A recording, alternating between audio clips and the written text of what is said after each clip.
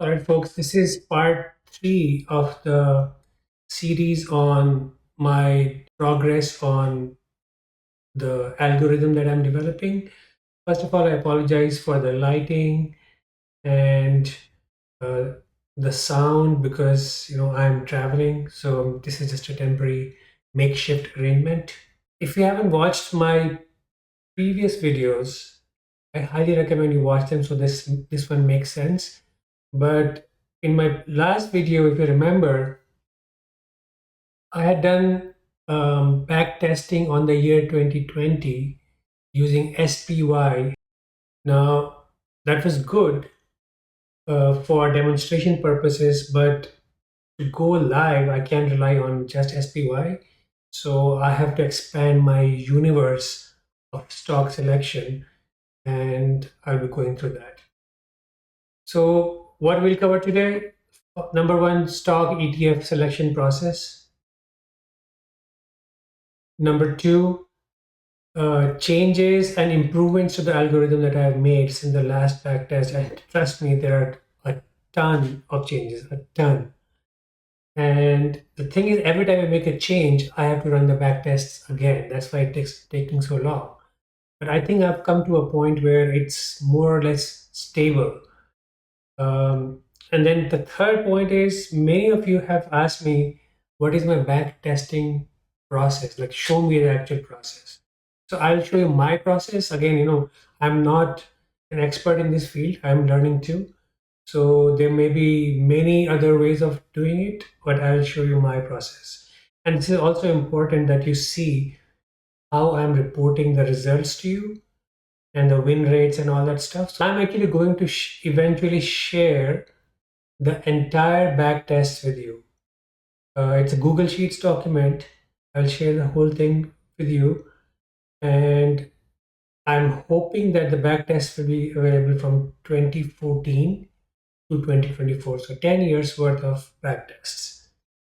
And finally, I'm going to talk about 2022, which has proven to be a huge challenge for me. If I just go back 1 month, my basic trading algorithm was doing fine. I was getting 70% win rate, sometimes 66%, 65%. But once I hit 2022, I mean, my win rate went down to 7%. And that was unacceptable. And I will come to that when I get to that year. So this is what I'm going to talk about. So let's proceed. Okay, so number one is the stock ETF selection process. Okay. So if you remember in the last video, I used SPY as the main symbol for my backtest. Now it's great to use SPY because SPY represents the entire stock market, S&P 500, right? The problem is that if you use only one ETF, first of all, the number of trade ideas it will generate will be very low. And if you have a low number of trades and you're basing your statistics and win-loss ratios on that, those ratios will not be reliable. So you need a large number of trades over a year to see how is your algorithm doing in different situations. So what I did was I started experimenting with SPY, QQQ, DIA, and IWM, which is, I think, a nice representation of the entire market. That's how I started with. So as I started doing my testing, I got to a point where the win rates actually improved by adding some diversification. Win rates improved. For example, 2020 went from 70 to 77% at one point. Um, and all across the board, the win rate improved, and diversification helps. Then I was like, okay, this diversification is helping. Let me add more. So I added all the sector ETFs, XLK, XLY, XLC, all that stuff, right? When I did that, I got a lot of trades, but the win rate went down. So then that's what made me decide that I'm not going to have such a large universe of stocks that I trade, especially when I launched the algorithm initially on our Discord server. um, it'll be hard for you to track things because imagine that getting like 10, 15 trade alerts a day. That's very confusing. So keep it small, keep it to only 4 ETFs. And these are good ETFs. Everybody's aware of SPY, Qs, XLY, and XLK. Just keep track of them, and it'll be easier for you to follow, and you'll get a good understanding of what the algorithm is actually doing. Okay, that's number one. Now, as I was experimenting with multiple years, I was trying my best to tweak the algorithm a little bit here, a little bit there, and to get the win rate up. Of course, I'm fully aware of uh, the concept of overfitting. You can't tweak your algorithm to work for a certain year because when you go live, you may see entirely different results. So I didn't want to overfit, but I still was trying to make tweaks and trying to make sure the algorithm is not taking the wrong trades. No matter what I did, the year 2022 kept baffling me. Another year is like that is 2015, which is basically a choppy market. If you pull up the chart, you will see it's a sideways market with one massive correction. Now, again, this is a trend following algorithm. If you go back to my original video, you will see that eventually I'll develop multiple algorithms. Now, the trend following algorithm by definition works when there is a trend in place. So it will not do well in years when there is no trend. So my goal right now is when markets are trending, the algorithm should make money. When markets are choppy or sideways or unfavorable, then the algorithm should not lose any money if possible. And after experimentation, what I've figured out is 35% win rate is the lowest I can go because that's where I break even. Now, this is assuming that you are closing all losers at 50% loss. In real life, this may not happen. Sometimes losers will go above 50% too. So I would imagine a good win rate, a break even win rate would be 45% approximately, or 45%. So if in a bad year I can get to that, I'm happy because the markets are mostly trending. So a year like 2015 or 2022 is an anomaly. It doesn't happen all the time. So I'm okay with that to break even in certain years. I tried tweaking my algorithm and just wasn't making any progress. Win rate wasn't going up. And I finally realized that I was trading the same stocks and ETFs for every year. So I had this moment of realization that certain ETFs and stocks do better in certain environments. So now what I've done is if it's a trending market, I use SPY, Qs, XLY, XLK. These are all, growth, discretionary risk sectors. So they do really well when markets are going up. When you are in a bear market, then certain other sectors start shining, like the staples, gold, energy, oil. So that's why when the algorithm now switches between these two universes, depending on if it's a bear market or bull market. Okay, next, major changes to the algorithm since my last video. So I made a ton of changes. You can see the list here, and there is actually more, but this is the major changes that I've made. So number one, I introduced the concept of linear regression. Now, linear regression, I was sleeping in class in school. I'm not sure about you, but basically it helps you take a set of data points and make a projection into the future. So it's like, it has predictive powers. Now, of course, with the stock market, predictions do not always materialize because, things are happening all the time. But I used linear regression.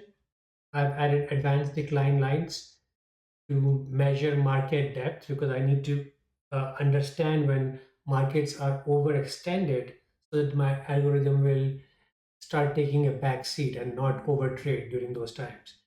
Then I added VIX level checks to figure out pullbacks, bear markets, all that stuff. EMA threshold, as you know, I used three EMAs, um, 8, 21, and 34 EMAs to gauge market direction. So the thing is, just because a shorter EMA is above or below a longer EMA doesn't mean that algorithms should start taking trades in that direction. So I have added some threshold levels. So it needs to be above at least this much percent before the algorithm starts engaging in that direction. Now, then I have RSI thresholds. I introduced MACD, which all of you know, MACD is a very popular indicator, and I've used it for many years. I'm not a huge fan of it because um, when I look at a chart, it doesn't give me um, any more information than I already know. Now, given that I'm a human being looking at a chart, a computer code which is dealing with random data points being thrown at it, it has to figure out how to make sense of the markets. So I'm pleasantly surprised that MACD is actually really helpful for the algorithm. So it makes a lot of smarter decisions after I added this MACD checks to it. Then I have a range of allocation levels. So my lowest range is 2% of the portfolio size, highest is 30%. And um, what happens is when the markets go into a pullback, the algorithm drops its allocation to 2%. It's waiting for the pullback to be over. Once the pullback is over, it ramps it up to 30% to take advantage of the recovery. And it only does it for the next 10 days. So it will take aggressively more trades for the next 10 days before going back to a normal allocation level. Then allocation is also decreased to 2% if SPY becomes overbought or goes into a bear market. And then I also added DI plus and DI minus checks to the algorithm. So these are the high level changes uh, that I've made since my last video. Okay, so now let's talk about 2022. Why do I keep bringing up 2022?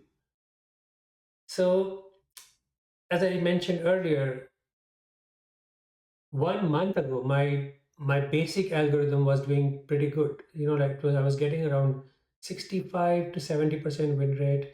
There were a couple of years where it was like 55, but uh, I was still doing pretty good. When I started doing 2022 backtesting, I was shocked because I got a win rate of 7% because going in, uh, I was thinking, you know what, it's a bear market. So what I'll do is my algorithm will detect bear market, and it does a pretty good job of differentiating a pullback and a bear market. So it's able to detect bear market. So all I have to do is just go heavy on put spread and I'll be fine. But no matter what I tried, I the win rate was like 7%, 13%, 17%. I mean, I never got above 23%, no matter what I did. Then I tried different strategies. I tried shorter DTEs, and I know one of the members in our group has mentioned that put spread might be better for shorter DTEs. And so I did that. So I was like, okay, I'll experiment. So I started taking put spreads with 7 DTE, 14 DTE, and even then the win rate never went above 13%. Then what I did was I was like, let me ditch put spreads. Let me switch to call spreads and look at buying inverse ETFs. Now, as you know, there are ETFs in the market like SQQQ, DOG. These ETFs, they they go opposite the indices that they follow. So if QQQ is going up, SQQQ, which is the short version of the QQQ, will go down. So similarly, DOG is for opposite of Dow Jones. So I took all these ETFs for all the major indices And I was like, okay, if it's in a bear market, I'll just start looking for call spread opportunities in these inverse ETFs. I even tried buying options on 2x and 3x leverage ETFs, but none of this worked. I mean, I was so frustrated because here is the reason of the frustration. As I mentioned earlier, my goal is that the algorithm should make money when the markets are trending. No problem. It was already doing that a month ago. When markets become unfavorable for the trend following algorithm, it should ideally not lose any money. I mean, if the entire year goes by and I make zero money, I'm happy. Now, a 7% win rate means you're losing money. And that was not acceptable for me. So I was like, at least if I can get 35% win rate, that'll be awesome. So, so that's the challenge with 2022. So the last 1 month, all the changes I've made so far is an attempt to get 2022 to somehow go above 35%. Okay, so now if you look at the chart, why is 2022 so troublesome? If you look at this, so starts here, right? This is January, drops for 20 days, goes up 14 days, goes down 14 days, goes up 18 days, goes down for the next 50 days, goes up only 9 days. So you see that there is no pattern. So there is a general downtrend. I may eventually figure this out, but like I told you, buying call spreads on inverse ETFs, shortening the DTEs on put spreads, nothing worked. This is 2020. And if you look in February, the COVID crash, right? So interestingly enough, uh, markets dropped 36% in 2020. So the bear market in 2020 was bigger than the bear market in 2022, which was only 25% drop compared to this. But look what happened after that. Markets started trending. So for the next 6 months, markets went up with just one pullback. Then there was a September correction and October correction, and there were some minor losses there, but then it went up again. So this is the kind of environment where the algorithm will excel. So although this was a bigger crash than 2022, this is the reason why I'm having so much problem trying to figure out what to do with 2022. Many of you have asked me what is the process of backtesting. So many of you are interested in doing your own backtesting, and I'm pretty sure you would want to know how am I backtesting my own trades, because once I introduce into Discord, all these numbers I'm throwing at you, 70% win rate, 80% win rate, they make no sense if you don't have trust in the backtesting process. So I have to be very transparent with you on that. So I'm gonna show you one backtest, the manual process that I go through. The main thing, if you are developing your own algorithm, you have to be aware of is that you need an environment like QuantConnect, which is what I'm using, which is able to simulate the stock market and the passage of time. What that platform needs to do is, let's say you write your algorithm, and the algorithm's job is to take the stock market data and generate trades. Now, in this case, so if you see, this is my glimpse of my code here. So if I want to run a backtest from 2022 January to 2023, just have to change this and just run a back, just click play, and what it will do is it will simulate the passage of time day by day, minute by minute, even second by second, and sometimes tick by tick. So what will happen is my my code will think today is 2022 January 1st at 9:30 a.m. Eastern, and the stock market just opened. Now, QuantConnect will pass it stock market data on that day. So it will pass the value of SPY, XLK, XLY, all those stocks in my universe to my algorithm and say, hey, by the way, this is what the stock market looks like right now. And then my code might um, fire up, check some EMAs, RSI, MACD, whatever, whatever data it's checking will be for that day and that minute. So the algorithm doesn't know what the time is. It doesn't even care because the simulation is so perfect that the algorithm will behave as if it's happening now.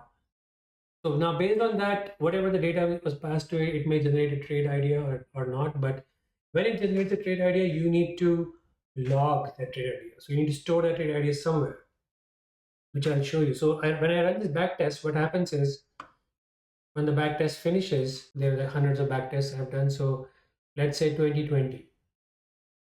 I would click on the back test. If this one is done, I would go to my logs. I would download the logs by clicking on this.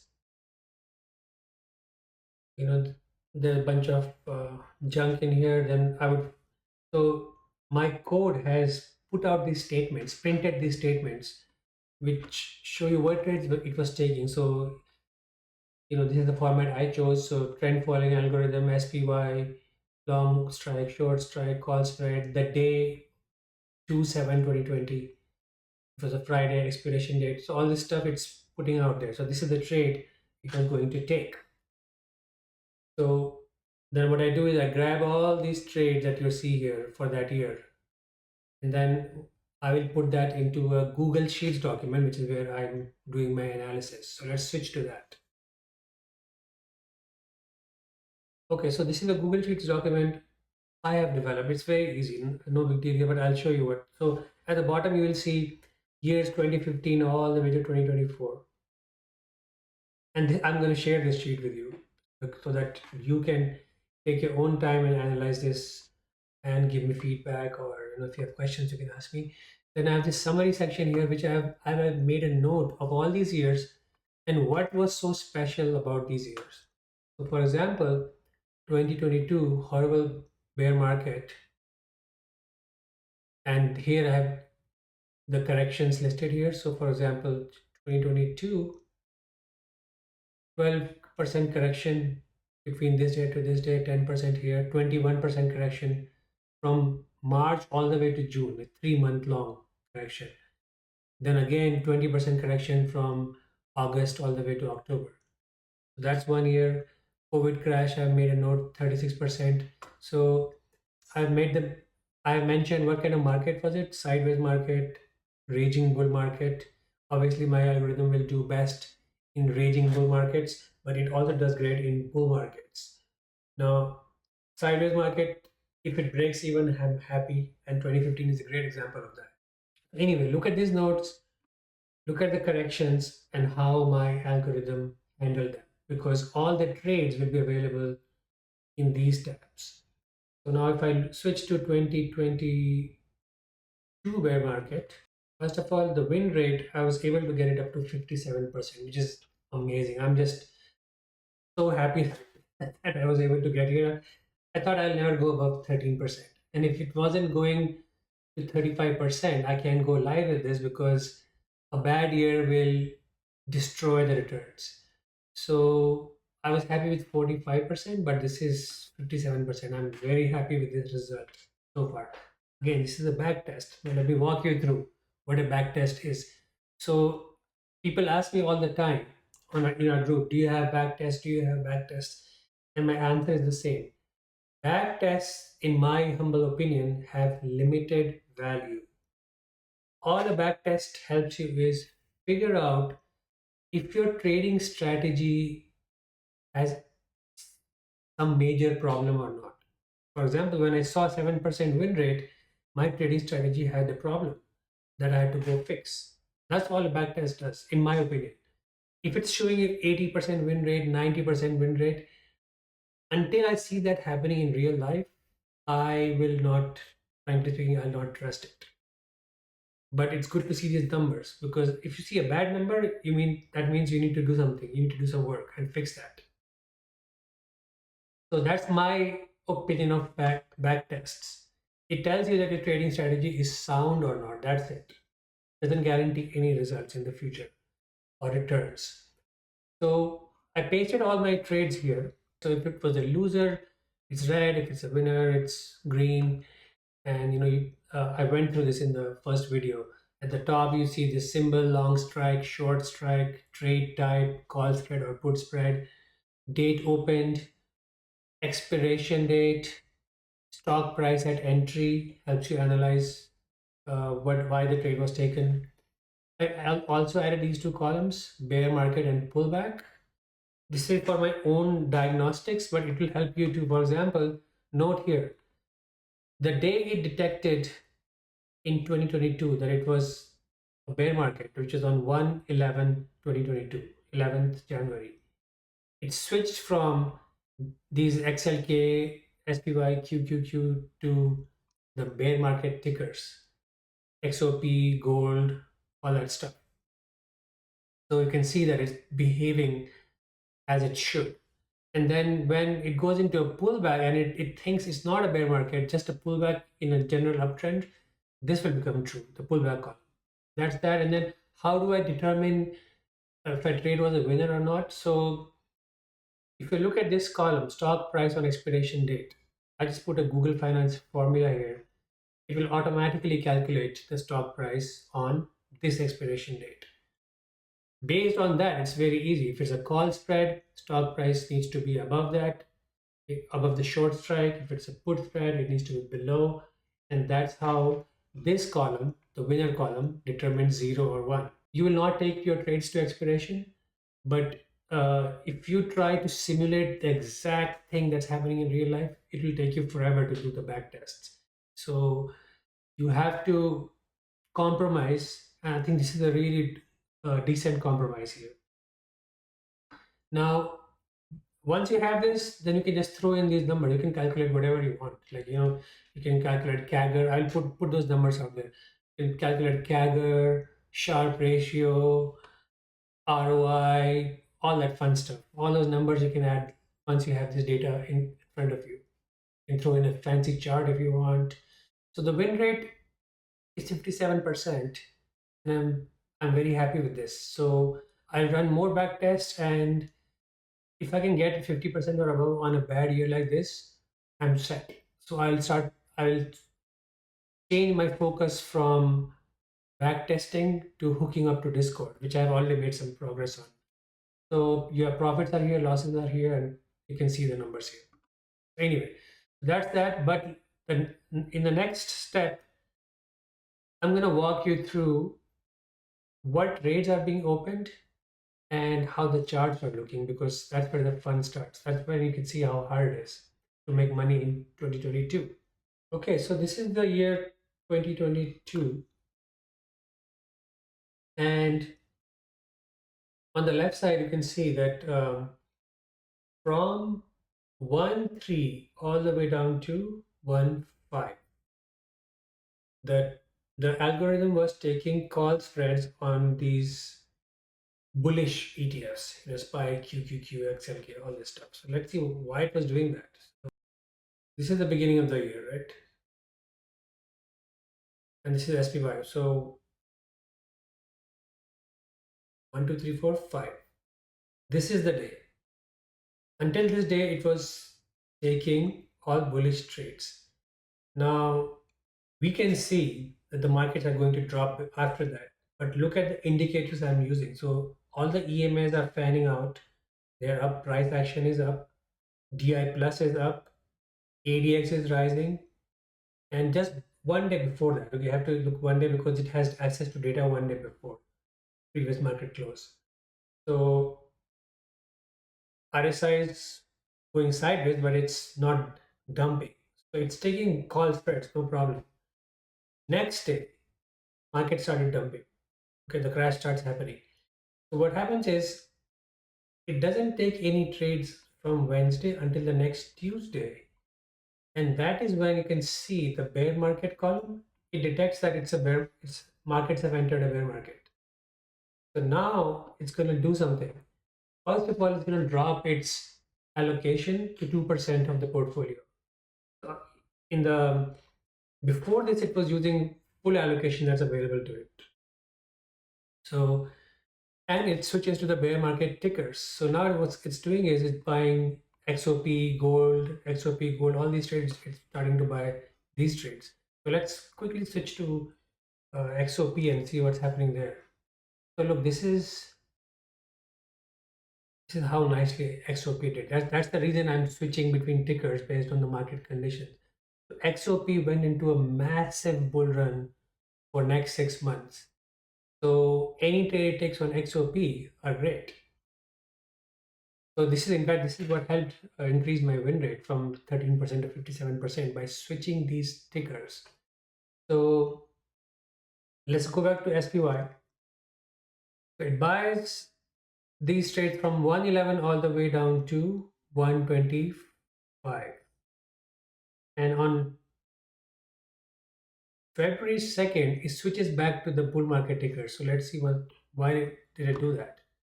Where is February 2nd? February 2nd. Okay. This is February 2nd. So the algorithm, if you look at the chart as a human being, you will see that it looks like the markets are recovering. Of course, ignore the futures because you can't base your judgment on that.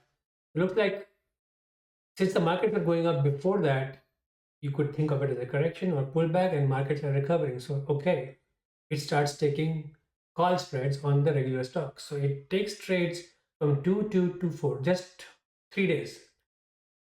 So it took trade 3 days, 4, it stops right here and stops taking any more call spreads. Then what it does is the next trade comes at on 214, which is right around here. So on 214, it again switches to the bear market spreads, which is you can see XOP, and then switches back to SPY. So this is the reason why generating consistent returns in that year is so hard, because what's happening is the markets are not trending in a straight line. Of course, markets do not never trend in a straight line. There are pullbacks that happen on the way, but here what's happening is markets drop, start going up, drop, start going up, and because of the nature of options, it makes it almost impossible to time. Because think of it, we are actually timing the market in a way. If you were buying, you were just buying or shorting ETFs, maybe you would have done well. But I bet even then, your stop loss would have got triggered because you would always trade with a stop loss. So anyway, that's how you can interpret these backtests and look at the chart. I want it to be a collaborative effort because this is going to be on our Discord server coming soon. So once I publish these, take a look at it, look at the charts. I'm open to suggestions. For example, you could suggest me. I'm looking for two things: a solid set of bear market tickers which go up when the markets go down. So I can buy call spreads on that because my code is able to detect bear markets and pullbacks very good. So there is no confusion about that. All I'm looking forward is to find the right set of tickers which takes my win rate. And why not make money in a bear market if you can, right? So I'm still in that search. If you know of some tickers, some ETFs, I only want to trade ETFs. Let me know, and I can put that in my back test and see how that goes. The other thing I'm looking for is a smooth version. There are many ETFs out there. So there are ETFs like low volatility ETFs, so which don't go zigzag like crazy. The problem with those zigzag movements is that if you're buying options and you have expiration date, a zig or zag at the bad time can cause that trade to go bad. So what I'm looking for is ETFs which go smoothly down or smoothly up, so that I need a trend without too much volatility. Those are the trades, those are the tickers that my algorithm will do best with. And in some of my tests, I've gotten the win rate even to 87%. But you need a ticker which smoothes out those zigzags, the noise. The problem is I did find many tickers like that, by the way. There are hundreds of tickers which do that, low volatility tickers on the market, but they don't have weekly options. So because of lack of options, I wasn't able to use that. So anyway, stay tuned. This is very exciting. I think it's a breakthrough for me that the 2022 year is so good. I'm going to run a back test on 2015 right after this because that was another year where I was getting 13% win rate, and I'll keep you posted on how that goes.